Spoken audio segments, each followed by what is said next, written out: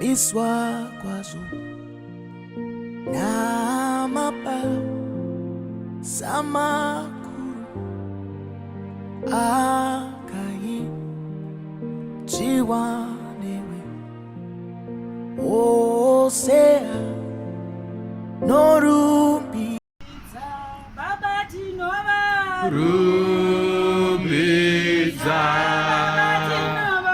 rumbidza ishema zishe Baba tinova rumbidza Baba tinova rumbidza rumbidza ishema zishe. Hallelujah. Amen. Hallelujah. Amen. Chekutanga ndoda kutenda Mwari. Hallelujah. Amen. Nekuti watoti tendera kuti tinge tiri pano. Amen. Vachitipa mukana uno wekuti tinzwe Amen. nekugara mushoko rawo. Hallelujah. Amen. Ndozoremekedza zvakare Board of Elders. Hallelujah. Amen. Ivo vakatotiita kuti tinge tiri pano. Amen. Vakatoti organizira. Vakaita kuti titendere kuti tinge tiri pano masikati ano. Amen. Mwari ngaaramba achivaitira zvakanaka. Amen. Masikati ano handizi kuda kupedza nguva. Hallelujah. Amen. Chekutanga ndokumbira kuti tivhurirwe kubhuku yaMapisarema chapter 1. The book of Psalms chapter 1.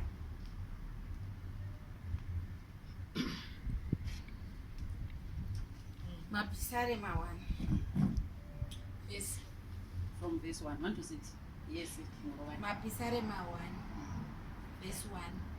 Akakomborerwa munhu asingafambi panorangana vakaipa, asingamiri panzira yavatadzi, asingagari panogara vadadi. 2. Asi anofarira murayiro waJehovha, anofungisisa murayiro wake masikati nousiku. Achafanana nomuti wakasimwa pahova dzemvura, unobereka michero yawo nenguva yawo, mashizha awo haasvavi. Chinhu chipi nechipi chaanoita chichaitika. Pa4.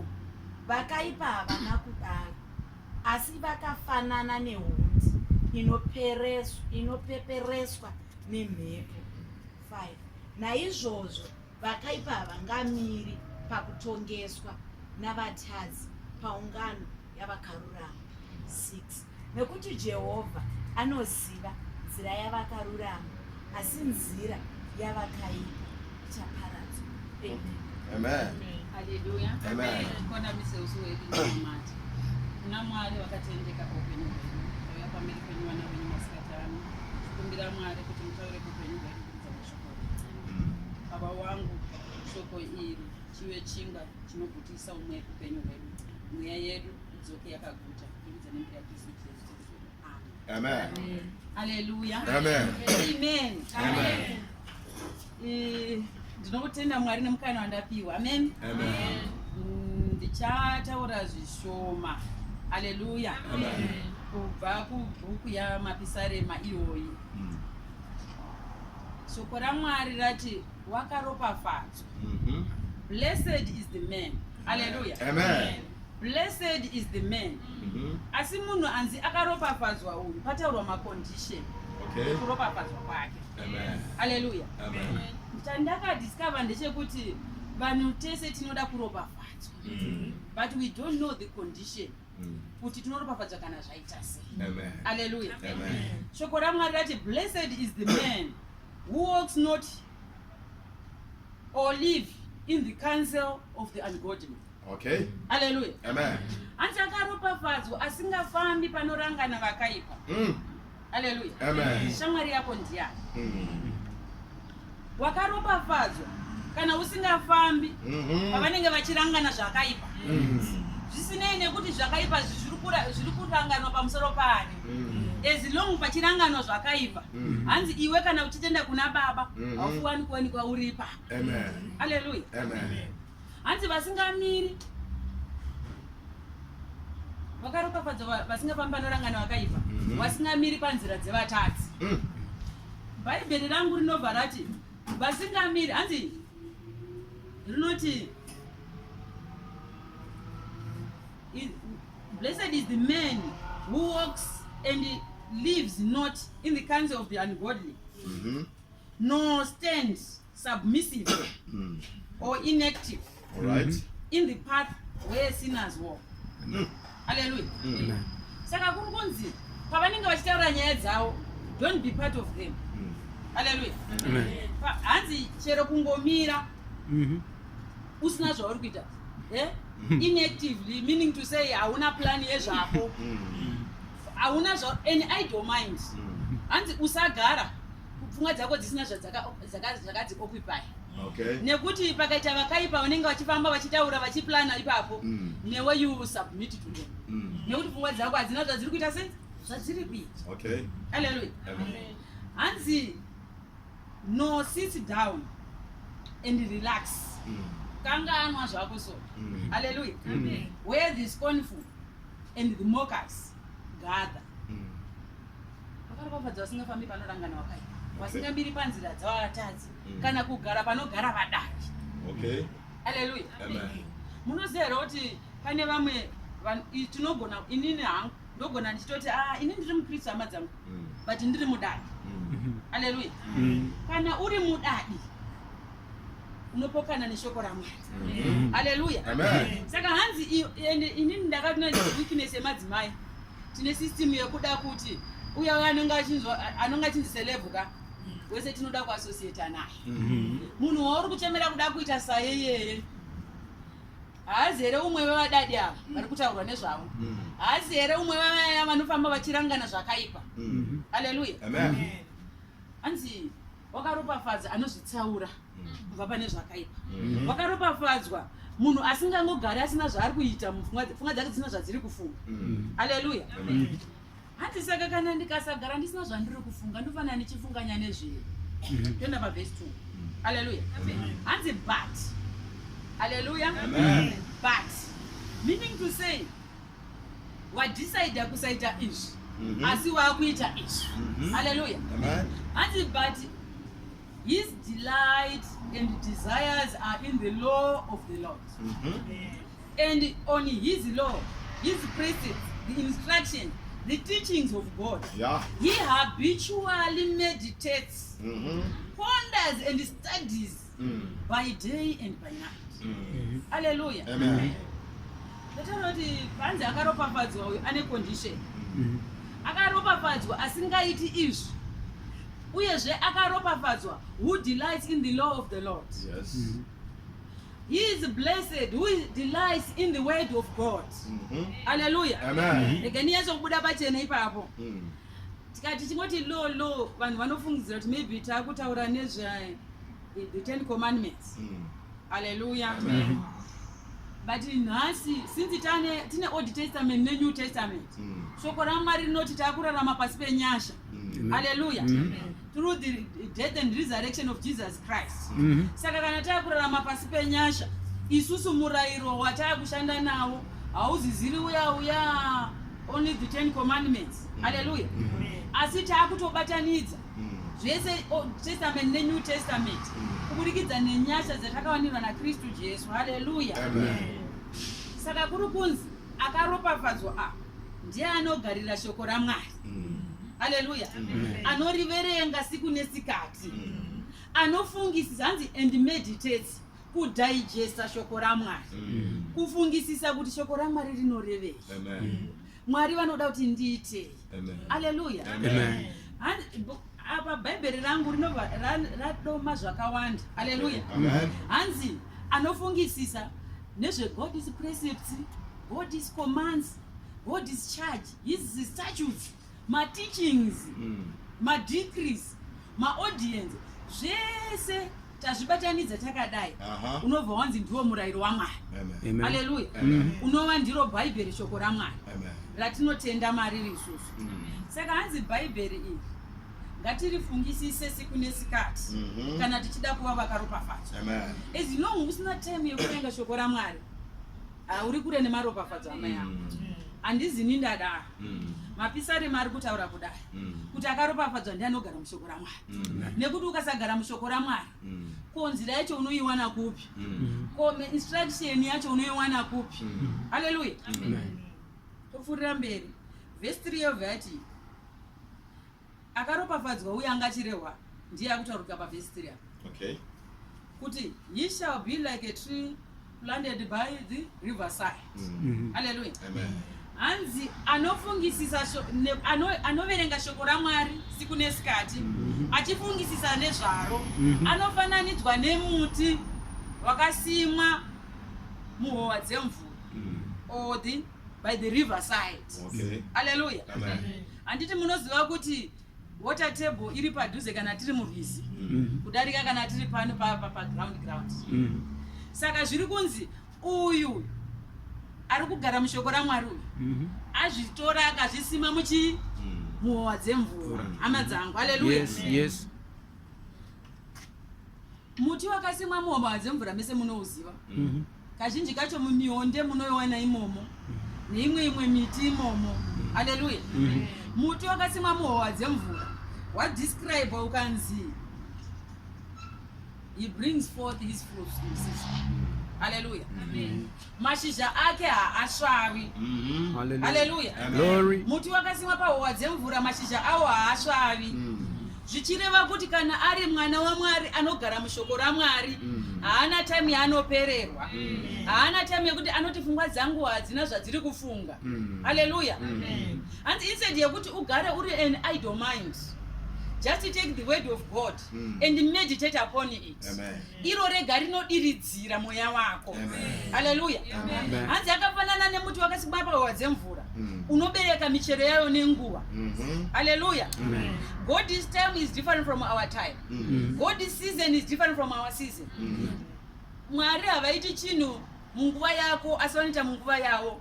Hanzi kana nguva yaMwari yakwana uchabereka zvibereko zvinofadza nekuti wakasimwa mushoko raMwari. Haleluya. Yeah. Zvikanzi chipi nechipi chaanoita chinoendeka.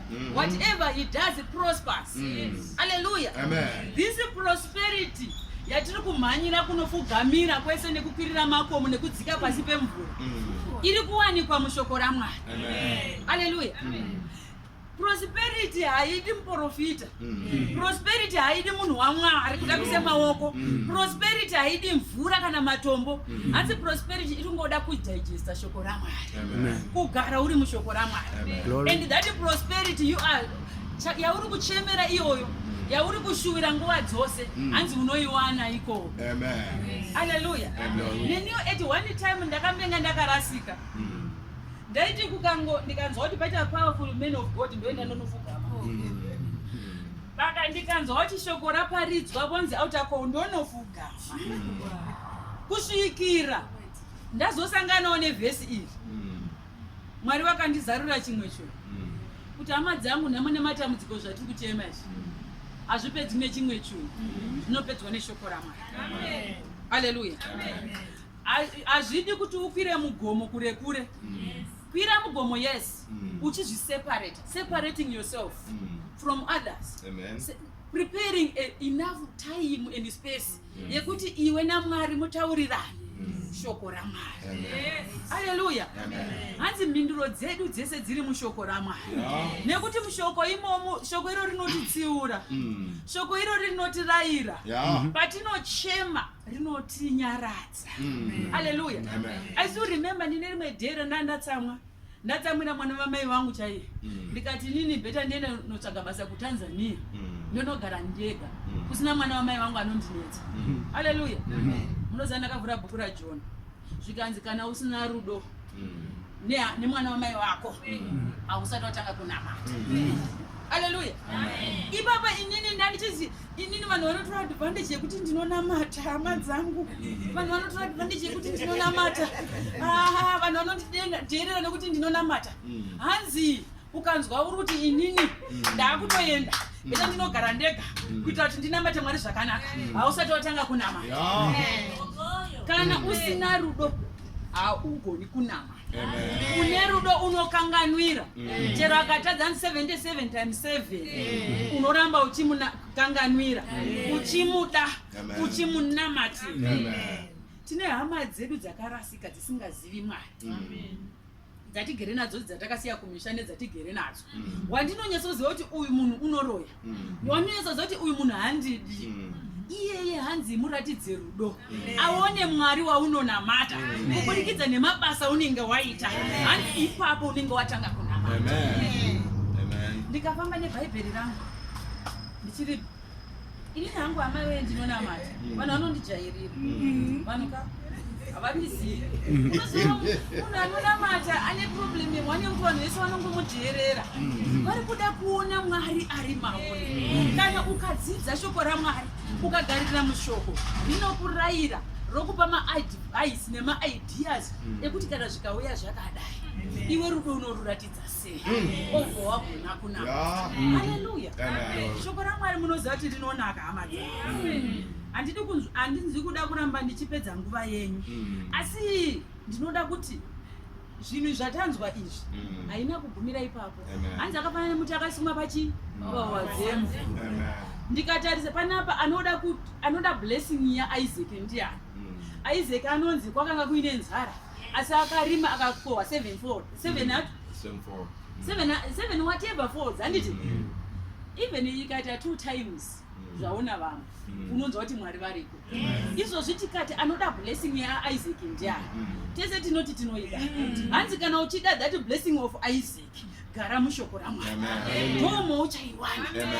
Izere yakapackagedwa mushoko raMwari. Haleluya. Kuti panapa isusu apa ndikangobata bhaibheri ndautokotsira.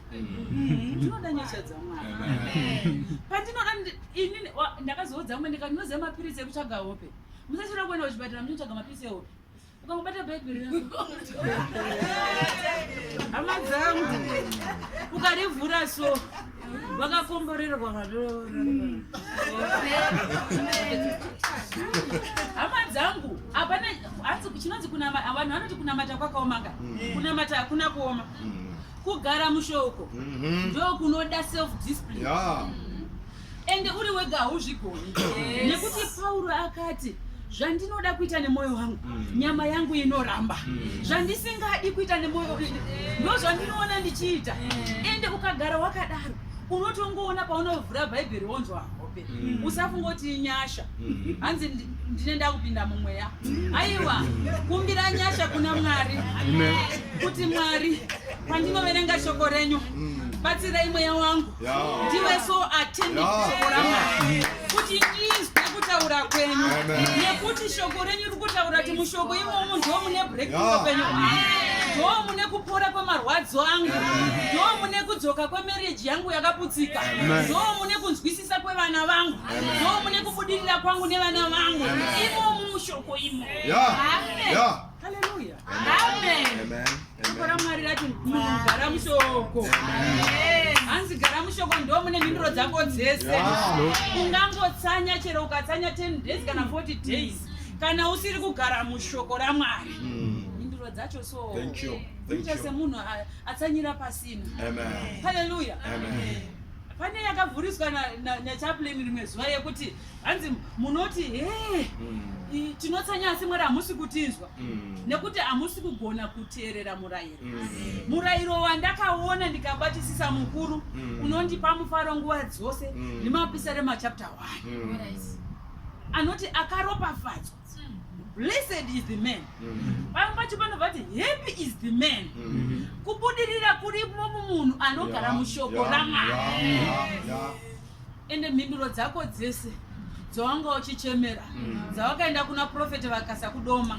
Munoziva pane nguva yekuti tinoenda kuna profeti especially pakalonzwa UFI. Ndakaendako ndikati inini upenyu hwangu haisana mboprofitwa. Ndoda kuti prophet powerful prophet is going to prophesy into my life. Ndakasvika ndikagara kwakapfuura neapa padhuze neni maybe 3 inches away from me. He never said any word to me. But pandakazodzoka kushoko raMwari, shoko raMwari rakatati wakaropafadzwa kana uchigara mushoko raMwari. Haleluya. Saka tiri kukwira ndege vamwe vaenda kuna TP Joshua, vamwe vachienda kuHarare, vamwe vachienda kuSouth Africa. Vanhu vaMwari vakatowana kaka wisdom kekuti ukagara mushoko raMwari zvako zvinoendeka. Ndosaka achiti akati dhimoni buda robuda nekuti anogara mushoko raMwari. Iwewe kana ukagara mushoko raMwari zvese zvauchataura zvichaendeka. Zvanzi zvese zvauchaita musika wako uri pamusika wako uchitengesa madomasi oti Mwari makaropafadza kubata kwemaoko angu Deuteronomy anoti kana ukateerera zvese zvauchaita zvichaendeka. Saka inini ndagara mushoko renyu, ndakutoshandisa shoko renyu, madomasi angu ngaache. Amen. Uchauya uchipa testimony. Amen. Hallelujah. Amen. Ndakazviona zvichishanda. Hallelujah. Ndinoda kuti tisimuke hama dzangu. Tikumbire Mwari kuti Mwari tibatsire pachinhu ichi. Last verse yati vakaipa havana kudaro. Vane ufumika. Anditi munozviziva kuti vakaipa vanonzi vane ufuma yakawanda kudarika yedu vanonamata. Don't worry about it. Hallelujah. Nekuti hanzi ufumi hwavakaipa ndehwenguva diki diki. Hallelujah. Nekuti Mwari vanoziva kufamba kwevakarurama. Pakutsungairira zvishoma izvozvo Mwari vanoziva. Hallelujah.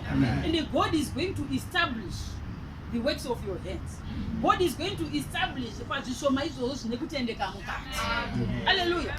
Vanhu vazhinji vanofarira kurova mashortcut. Andokodhiza ndikamubatisa chi100 zvoita. Ndikamubatisa those things ukaverenga shoko raMwari unonzwa kuti panepo Mwari vanotoramba ivavo vanotorwa mashortcut. Hallelujah. Isusu, let's not be confirmed according to the location of this world. Nekuti world ine kararamiro kayo. Asi mwana waMwari anofana kuzvisarudzira kararamiro. Emanotsi ekuti unorarama sei unowana mushoko raMwari. Mwari ngaandibatsire. Mwari ngaakubatsire. Hallelujah. Mwari watiitire zvakanaka hama dzangu. Ndinoda kutenda hangu nenguva yandandapiwa. Ngazvinonotsa vanhu kudzoka. Sasa Mwari ngavakuropafadze chako, Mwari ngavakuropafadze kubudikidza nemukana wamanje patinotenda. Amen. Thank you, Lord. Hallelujah. Amana ifuthi guys. Hallelujah.